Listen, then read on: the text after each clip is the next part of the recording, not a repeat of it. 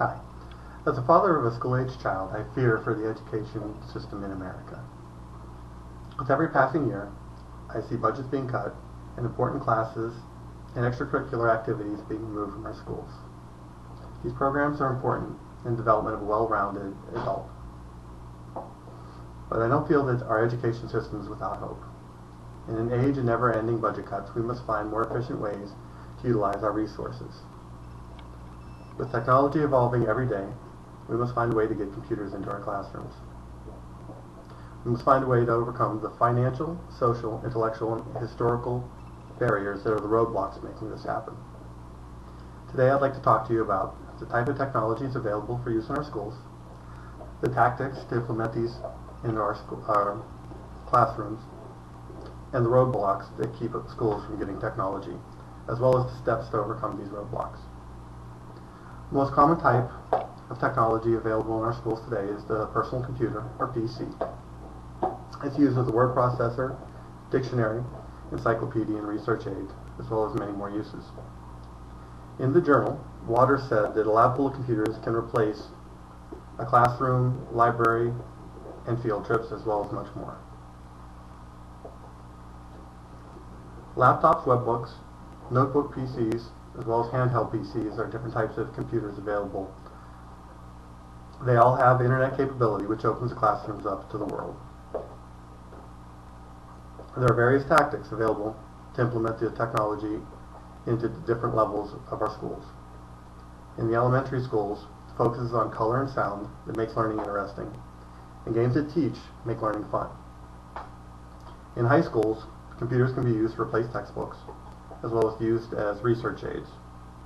In addition, in classrooms where students are learning Spanish, students can chat with Spanish-speaking students all around the world. For the best results, a blended teaching technique is used, taking technology and conventional teaching techniques and combining them. For example, doing a research paper online as well as in a library, or having students do exercises on a computer while the teacher spends one-on-one time mentoring other students. There are four major roadblocks to implementing technology into our schools: financial, social, intellectual, as well as historical. Financially, budgets get cut every year, making it harder and harder for schools to purchase equipment. However, there are many price points in technology, and schools that are willing to think outside the box can make it happen. Socially, the attitude of teachers, parents, students, and the community are a hindrance to implementing computer programs into our classes. As computers become more common in the workplace, however, society will become more accepting of these programs. Intellectually, teachers lack the training to implement computers into the classrooms and into their lesson plans. This graph represents data from research by the Milken Family Foundation. It represents the correlation between teacher training and the success of technology programs in several states. There are 27 states that participated in this study, and this graph represents 7 states, including an average of the 27 states. The columns in blue represent the percent of students that show grade increases, where the columns in red represent the number of hours that teachers receive training each year. Notice that the states that had the highest training also showed the highest increase in student grades. Historically, many schools have tried to implement technological programs in the past and have failed, using the computers only as typewriters or as novelty, and providing no training or technical support for the teachers. If we don't learn from the past, we are doomed to repeat it. In conclusion, with technology becoming more prevalent in the workplace, it's crucial that this technology finds a way into our classrooms. The benefits to computers have the ability to far outweigh the negative aspects.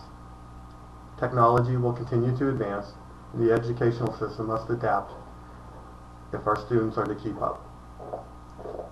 It's important that we let our legislators know that we fear for the state of the educational system as well as for the state of our nation.